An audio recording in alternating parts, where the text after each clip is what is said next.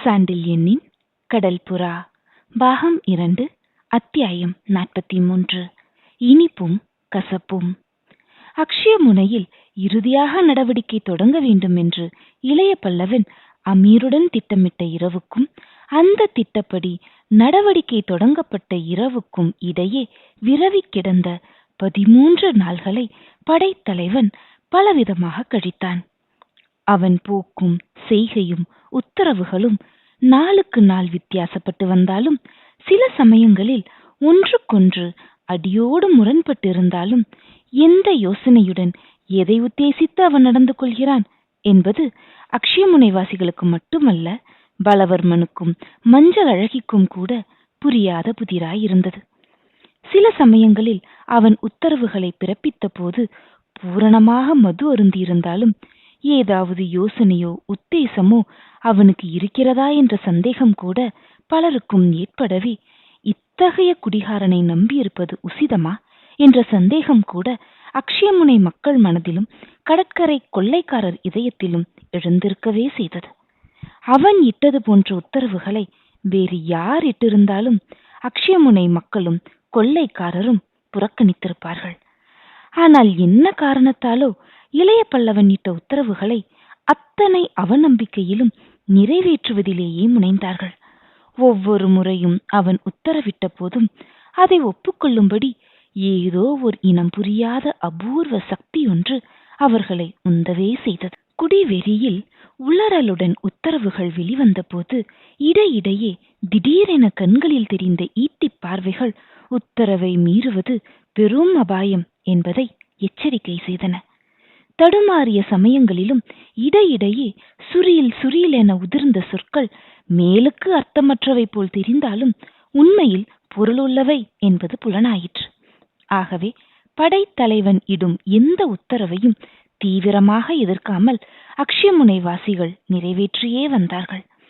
படைத்தலைவன் அன்றாடம் பிறப்பித்து வந்த உத்தரவுகளையும் அவற்றை நகர மக்களும் மற்றோரும் முழு மூச்சுடன் நிறைவேற்றி வந்ததையும் ஒற்றர்கள் மூலமும் நேரிலும் அறிந்த பலவர்மன், இந்த பைத்தியக்கார உத்தரவுகளை எதற்காக நிறைவேற்றுகிறார்கள் என்று பலமுறை தன்னைத்தானே கேட்டுக்கொண்டு விடை காணாமல் தவித்தான். அமாவாசை தோன்றுவதற்கு 5 நாள்களுக்கு முன்பே இளைய பல்லவன் மரக்கலம் பூரணமாக பழுது பார்க்கப்பட்டு புது உருப்பெற்று அக்ஷயமுனையை விழுங்க வந்திருக்கும் அசுர பறவை போல் நிற்பதைக் கண்டு பெரிதும் கலங்கிய பலவர்மன் அதை நீரில் மிதக்க விட வேண்டாம் என்று கரையில் இழுத்தபடியே கிடக்கட்டும் என்று படைத்தலைவன் பிறப்பித்த உத்தரவை கேட்டு பெரும் நிம்மதியடைந்தான். என்றாலும் அந்த உத்தரவை இளைய பல்லவன் சுயபுத்தியோடு பிறப்பித்தது மட்டும் பெரிய வியப்பை கொடுத்தது அக்ஷயமுனை கோட்டை தலைவனுக்கு.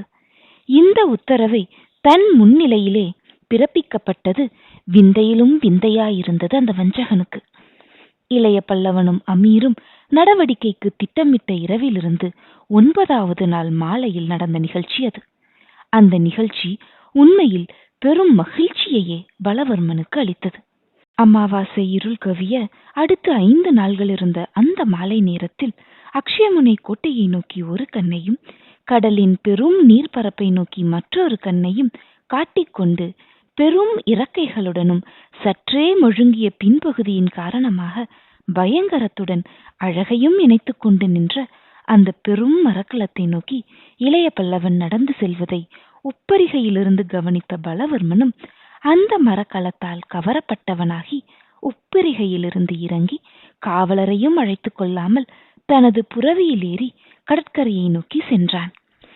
கடற்கரையை நோக்கி இருந்த கோட்டை வாசலுக்கு வந்ததும் கொம்புகளை ஊத எடுத்த காவலரையும் வேண்டாம் என்று செய்கை செய்து புறவையிலிருந்து இறங்கி எந்த ஆடம்பர அறிவிப்புமின்றி கடற்கரை மணலில் நடந்து மரக்கலம் இருந்த இடத்தை நோக்கி சென்றான். அவன் செல்வதை கடற்கரை கொள்ளையரும் நோக்கியதால் அவர்களில் சிலரும் அவனை தொடர்ந்து சென்றார்கள். பலவர்மன் முன் செல்ல பின்னால் கொள்ளையர் தொடர சென்ற கூட்டம் மரக்கலம் இருந்த இடத்துக்கு வந்ததும் மரக்கலத்தை நோக்கி கொண்டிருந்த இளைய பல்லவன் நீண்ட நேரம் மட்டும் அவர்கள் யாரையும் கவனிக்காமல் மரக்கலத்தையே நோக்கி கொண்டு நின்றான். அவன் அப்படி மரக்கலத்தை பார்த்து மயங்கி நின்றதற்கு காரணம் இருக்கிறது என்பதை புரிந்து கொண்ட பலவர்மனும், ஆம், மிக பலமான மரக்கலம், என்ன அழகு, எத்தனை கவர்ச்சி என்று வாய்விட்டு சிலாகித்தான்.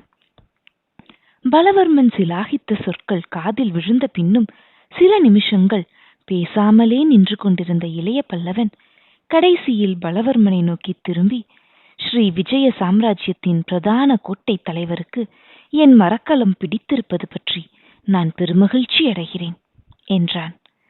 ஸ்ரீ விஜயத்தின் பிரதான கோட்டை இதுவல்ல என்று புன்முறுவலுடன் பதில் உரைத்தான் பலவர்மன். யார் சொன்னது என்று வினவினான் இளைய பல்லவனும் குறுநகை கொண்டு. நான் தான் சொல்கிறேன். ஸ்ரீ விஜய நகரத்தின் துறைமுகத்தை நீங்கள் பார்த்ததில்லை. பார்த்திருந்தால் இதை பாராட்ட மாட்டீர்கள் என்றான் பலவர்மன். அத்தனை பெரிதா தலைநகர கோட்டை என்று வினவினான் இளைய பல்லவன். ஆம், அதைவிட பலமான கோட்டையோ சிறந்த துறைமுகமோ ஸ்ரீ விஜய சாம்ராஜ்யத்தில் வேறெங்கும் கிடையாது என்ற பலவர்மன் சொற்களில் பெருமை இருந்தது. ஆனால் அதன் பலமும் அழகும் பயனற்றதாயிருக்கிறதே என்று பெருமூச்சு விட்டான் இளைய பல்லவன். ஏன்? வியப்புடன் எழுந்தது பலவர்மன் கேள்வி. நீங்களே சொல்லியிருக்கிறீர்கள், சூலோ இனத்தார்தான் ஸ்ரீ விஜயத்தின் கடல் பலம் என்று என கூறினான் இளைய பல்லவன். ஆம், சொன்னேன், அதுதான் உண்மையும் கூட என்றான் பலவர்மன். அந்த சூலுக்கள் இந்த தீவின் மேற்கு பகுதியில் வசிக்கிறார்கள். அங்குள்ள துறைமுகங்களிலிருந்து அவர்கள் மரக்கலங்கள் ஓடுகின்றன. அவற்றுக்கு ஆதரவாகவும் அவற்றை பழுது பார்க்கவும் எதிரி கப்பல்கள் அதிகமாக வந்து மறைந்து நிற்கவும் இருப்பது இந்த அக்ஷய முனைதான் என்றான் இளைய பல்லவன். ஆம் என ஆமோதித்தான் பலவர்மன். ஆகையால் ஸ்ரீ விஜயத்தின் சார்பாக நடத்தப்படும் கடற்போரோ கடற்கொள்ளையோ இந்த துறைமுகத்திலிருந்துதானே நடக்கிறது என கேட்டான் இளைய பல்லவன். கடற்கொள்ளை என்று அதற்கு பெயர் அல்ல, தற்காப்புக்காக நடத்தப்படும் போர் என்றான் பலவர்மன். பெயரில் என்ன இருக்கிறது? நடப்பது எதுவாயிருந்தாலும் இங்கிருந்துதானே நடக்கிறது என வினவினான் இளைய பல்லவன். ஆம் என பதில் உரைத்தான் பலவர்மன். அத்தனை பாதுகாப்பை நீரில் அளிக்கும் இந்த துறைமுகத்தை விட ஸ்ரீவிஜய துறைமுகம் எப்படி சிறந்ததாகும்? இந்த கேள்வி ஓரளவு திருப்தியை தந்தாலும் பலவர்மன் அதை வெளிக்கு காட்டாமல், இருப்பினும் தலைநகர துறைமுகத்தின் முக்கியத்துவம் இதற்கு வருமா என்று கேட்டான். முக்கியத்துவம் என்பதும் அல்லாததும் உபயோகத்தை பொறுத்து இருக்கிறது. இது அத்தனை முக்கியம் என்று நினைக்காவிட்டால் நான் இங்கு வருவேனா என்று கூறி பெரிதாக நகைத்தான் இளைய பல்லவன்.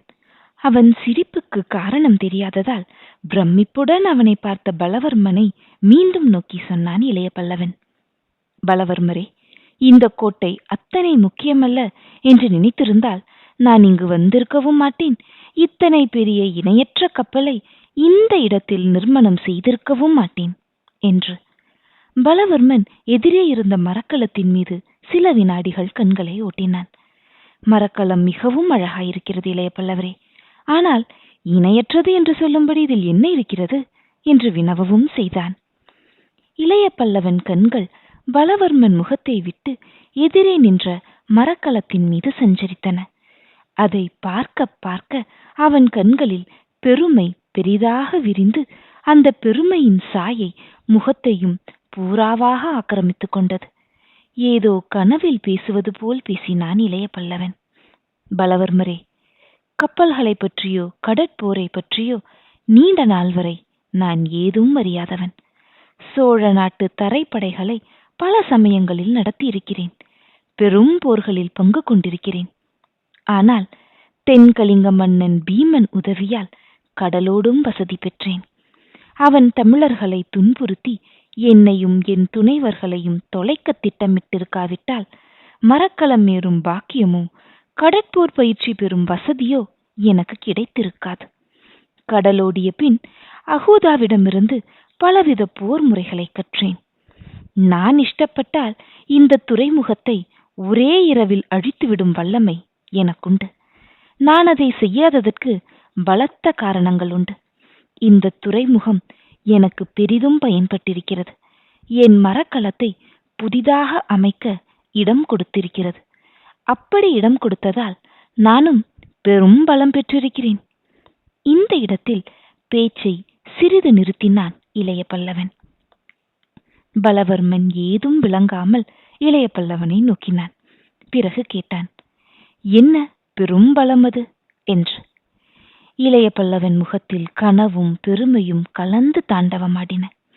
இதோ காட்டுகிறேன், பாருங்கள் பலவர்மரே என்று கனவில் பேசுபவன் போல் கூறிய இளைய பல்லவன் பக்கத்தில் இருந்த கண்டியத்தேவனை நோக்கி, கோட்டை தலைவர் கேட்டது காதில் விழுந்ததா தேவரே என்று வினவினான். விழுந்தது. சங்கடத்துடன் வெளிவந்தது கண்டியத்தேவன் பதில். சரி, நமது பலத்தை புலப்படுத்துங்கள் என்று உத்தரவிட்டான் இளைய பல்லவன். அந்த உத்தரவை நிறைவேற்ற தயங்கினான் கண்டியத்தேவன். இப்போது என்ன அவசரம் அதற்கு என்றும் வினவினான். கோட்டை தலைவர் விரும்புகிறார் என்று சுட்டிக்காட்டினான் இளைய பல்லவன். அவர் விரும்பினால் என கேட்டான் கண்டியத்தேவன். அவர் கோட்டையின் உபதளபதி என்ற முறையில் அவர் விருப்பத்தை நிறைவேற்றுவது எனது கடமை அல்லவா என கேட்டான் இளைய பல்லவன். இருப்பினும் மரக்கலத்தின் சக்தி, அதன் மர்மம் என தயங்கினான் கண்டியத்தேவன்.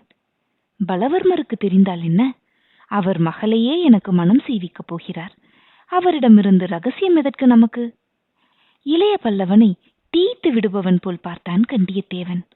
வஞ்சகனான பலவர்மனுக்கு மரக்கலத்தின் ரகசியத்தை காட்டுவது எத்தனை அபாயம் என்பது அவனுக்கு புரிந்திருந்தது. அதுவும் அத்தனை கொள்ளைக்காரர் முன்னிலையிலும் ரகசியத்தை விளக்கினால் அது ரகசியமாகுமா என்ற நினைப்பும் ஏற்படவே தேவன் கண்கள் நெருப்பை கக்கின. அவன் சீற்றத்தை கண்ட இளைய பல்லவன் மெல்ல நகைத்துவிட்டு சொன்னான், தேவரே, மனிதன் மனிதனை நம்ப வேண்டும். நம்பாவிட்டால் உலகம் வாழ்வது கஷ்டம். நம்பத்தகாத மனிதர்களும் உண்டு, வெளியிடக்கூடாத ரகசியங்களும் உண்டு என்றான் தேவன். என் மாமன் நம்பத் தகுந்தவர். இதோ இருக்கும் எனது நண்பர்களும் நம்பத் தகுந்தவர்கள் என்றான் இளைய பல்லவன். இதை கேட்ட பலவர்மனுக்கும் சரி, கொள்ளையருக்கும் சரி, அவன் தங்களை பாராட்டுகிறானா அல்லது ஏளனம் செய்கிறானா என்பது புலப்படாததால் சற்று நேரம் ஏதும் பேசாமல் நின்றனர். இளைய பல்லவன் அடுத்து இட்ட உத்தரவு அவர்களிடை நம்பிக்கையை விளைவித்தது. ஆகட்டும் தேவரே, இந்த மரக்கலம் என்ன செய்ய முடியும் என்பதை அவர்களுக்கு காட்டும் என்றான். அவன் குரலில் இருந்த கடுமையை கண்ட கண்டியத்தேவன் அதற்கு மேல் ஏதும் பேசாமல் மரக்கலத்தின் மீதிருந்த மாலுமிகளை நோக்கி, எல்லோரும் அவரவர் இருப்பிடம் செல்லுங்கள், எந்திரங்கள் சுழலட்டும் என்று இறைந்து கூவினான். பலவர்மனையும் கொள்ளையரையும் பிரமிக்க வைக்கும் சம்பவங்கள் அடுத்த வினாடிகளில் நிகழ்ந்தன. மாலுமிகள் சிலர் திடுதிடுவென அந்த கடற்புறாவின் தளத்தில் ஓடுவது அனைவர் காதிலும் விழுந்தது. தள்ளுங்கள், தள்ளுங்கள் என்று எச்சரித்துக் கொண்டே கண்டியத்தேவன் மரக்கலத்திலிருந்து பல அடிகள் பின்னுக்கு நகர்ந்தான். அவன் செய்கையை தொடர்ந்து இளைய பல்லவனும் மற்றோரும் பின்னடைந்தனர். அடுத்த வினாடி கப்பல் தளத்திலிருந்து பெரும் மர உருளைகள் திருப்பப்பட்டதால் விபரீதமான பல சப்தங்கள் காதில் விழுந்தன. அந்த சப்தங்கள் காதில் விழுந்து கொண்டே இருக்கையில் கடல் புறா தனது பெரும் இறகுகளை மெல்ல தூக்கியது. கடல் நீர்ப்பரப்பை நோக்கி இருந்த இறகு கரையில் நின்றவர் கண்களுக்கு புலனாகாவிட்டாலும் கரை பக்கம் இருந்த இறகு புலனானதால் அதை கண்டவர் பிரமித்தனர். பக்க பகுதியிலிருந்து பெரிதாக எழுந்த அந்த இறகு அங்கிருந்த அனைவருக்கும் பந்தலிடுவது போல் அவர்களின் தலைகளின் மீது பறந்து நின்றது. திரும்பி அந்த இறகு மட்டும் திடீரென கீழே இறக்கினால் தாங்கள் அனைவரும் அதன் இறகுக்கும் இறகு தாங்கியிருந்த பக்க பெரும் பலகைக்கும் இடையே அரைக்கப்படலாம் என்பதை கொள்ளையரும் பலவர்மனும் புரிந்து கொண்டதன்றி, இறகு விரிந்து எழுந்ததால் மேற்பகுதியில் தளமும் விரிந்துவிட்டது என்பதையும், அந்த இறகில் மட்டும் 100 வீரர்களுக்கு மேல் நின்று சண்டையிடலாம் என்றும் அறிந்து கொண்டார்கள். அந்த இறகின் எழுச்சியை தொடர்ந்து மற்றும் சில உருளைகள் சுழன்ற சத்தம் மீண்டும் கேட்டது. அடுத்த வினாடி பக்க பலகையில் சில பகுதிகள் சின்னஞ்சிறு கதவுகளாக திறந்ததன்றி அவை ஒவ்வொன்றிலிருந்தும் பெரும் ஈட்டியொன்றும் வெளிவந்தது. மறுபடியும் ஈட்டிகள் திடீரென உள்ளடங்கின. அனைவரையும் மேலும் பின்னடைய செய்து கண்டியத்தேவன் இறகுகளை பழையபடி இறக்க உத்தரவிட்டான். இறகுகள் இறங்க, பயங்கர ஈட்டிகள் மறைய, பழையபடி அழகு பெற்ற அந்த கடல் புறாவை பெரும் மலைப்புடன் பார்த்தான் பலவர்மன். எந்த உணர்ச்சியையும் காட்டாத அவன் வஞ்சக முகத்திலும் உணர்ச்சிகள் தாண்டவமாடின. பயங்கரம், பயங்கரம் என்ற சொற்களும் பயத்துடன் அவன் இதழ்களிலிருந்து உதிர்ந்தன. இளைய பல்லவன் இதழ்களில் இளநகை விரிந்தது. பலவர்மரே, இந்த பறவையும் இந்த கோட்டையை போலத்தான் அழகும் பயங்கரமும் நிறைந்தது. இந்த மரக்கலத்தை போரில் வெல்வது எளிதல்ல. இதன் சூட்சுமத்தில் ஒரு பகுதியைத்தான் உமக்கு காட்டியிருக்கிறேன். இது முழுவதும் தயாராகட்டும், மீதியையும் காட்டுகிறேன் என்றான் படைத்தலைவன் குரலில் மகிழ்ச்சி ததும்ப. முழுதும் தயாராகிவிட்டது படைத்தலைவரே. திடீரென குறுக்கே புகுந்தது கண்டியத்தேவனின் குரல். இளைய பல்லவன் அவனை ஒரே வினாடி நோக்கினான். நல்லது, நல்லது தேவரே. இத்தனை சீக்கிரம் மரக்கலத்தை அமைத்து விடுவீர் என்று நான் எதிர்பார்க்கவில்லை என்றும் சொன்னான், ஏதோ விளங்காத ஒளி படைத்த குரலில். முடிந்துவிட்டது படைத்தலைவரே. இன்றே கடலோடவும் போர் புரியவும் இந்த மரக்கலத்தால் முடியும். உங்கள் உத்தரவுக்குத்தான் காத்திருக்கிறேன் என்றான் கண்டியத்தேவன். எதற்கு உத்தரவு என வினவினான் படைத்தலைவன். நீரில் மரக்கலத்தை மிதக்கவிட என்றான் தேவன். இதை கேட்ட பலவர்மன் முகத்தில் திடீரென பயத்தின் சாயை படர்ந்தது. அதை கன நேரத்தில் கவனித்த இளைய பல்லவன் திருப்திக்கு அடையாளமாக பெருமூச்சு விட்டான். பிறகு கூறினான், சில நாள்கள் போகட்டும் தேவரே என்று. மிதக்க விடவா? தேவன் குரலில் வியப்பு ஒலித்தது. ஆம் என கூறினான் இளைய பல்லவன். தண்ணீரில் இருந்தால்தான் மரக்கலத்துக்கு சக்தி உண்டு என கூறினான் கண்டியத்தேவன். தெரியும் என உரைத்தான் இளைய பல்லவன். கரையில் கிடக்கும் மரக்கலம் கரையில் இருக்கும் முதலையை போன்றது, சக்தியற்றது என எடுத்து கூறினான் கண்டியத்தேவன். அதுவும் தெரியும் என்றான் இளைய பல்லவன். தெரிந்துமா? மேற்கொண்டு பேசவில்லை தேவன். அவன் முகத்தில் வெறுப்பு அதிகமாக மண்டி கிடந்தது. ஆம், தெரிந்துதான் சொல்கிறேன். இன்னும் சில தினங்கள் இது கரையில் இருக்கட்டும். நீரில் இருந்தால் இது துறைமுகத்தை தடுத்து நிற்கும். மற்ற மரக்கலங்கள் துறைமுகத்தில் நுழைய முடியாது என்றான் இளைய பல்லவன். அவன் உத்தரவு மேலும் மேலும் பிரமிப்பையே அளித்தது கண்டியத்தேவனுக்கு. மற்ற மரக்கலங்களை தடை செய்வதுதானே போர்க்களத்தின் தொழில். அதை ஏன் தடுக்கிறார் இவர்? அதுவும் அபாயம் எதிர்நோக்கி இருக்கும் இந்த நிலையில் என்று தன்னைத்தானே கேட்டுக்கொண்டான் கண்டியத்தேவன். கண்டியத்தேவனுக்கு கசப்பாய் இருந்த அந்த உத்தரவு இனிப்பாயிருந்தது பலவர்மனுக்கு. அவனுக்கு மேலும் கரும்பாயிருக்கும் வார்த்தைகளை சொன்னான் இளைய பல்லவன். தேவரே, வேறு எந்த மரக்கலம் துறைமுகத்தில் நுழைந்தாலும் நீங்கள் தடை செய்ய வேண்டாம். தடை செய்ய நமக்கென்ன உரிமை இருக்கிறது? தடை செய்ய வேண்டியவர் இவர் என்று பலவர்மனை காட்டிவிட்டு கோட்டையை நோக்கி நடக்க துவங்கினான் இளைய பல்லவன். அவன் போகும் திக்கை சில வினாடிகள் பார்த்துவிட்டு கடல் புறாவையும் நோக்கிவிட்டு மனதிலிருந்து இறங்கிய சுமையுடன் மாளிகை அறைக்கு திரும்பி ஆசனத்தில் பொத்தென்று விழுந்தான் பலவர்மன். அப்பொழுது இரவு 3 தீபங்கள் எரிந்து கொண்டிருந்தன. தப்பினேன் என்று.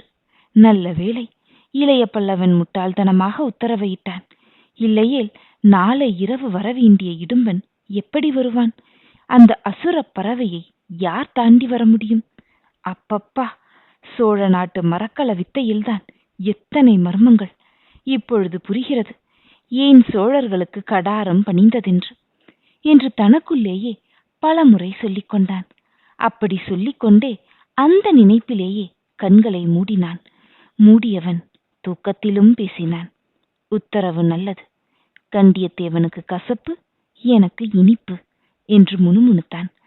அப்படி முணுமுணுத்தவன் யாரோ தன்னை உலுக்குவதை உணர்ந்து கண் விழித்தான். அவன் கண்களுக்கு எதிரே மஞ்சள் அழகி நின்றிருந்தாள். அவள் நிலையைக் கண்டு பலவர்மன் அதிர்ச்சியடைந்தான்.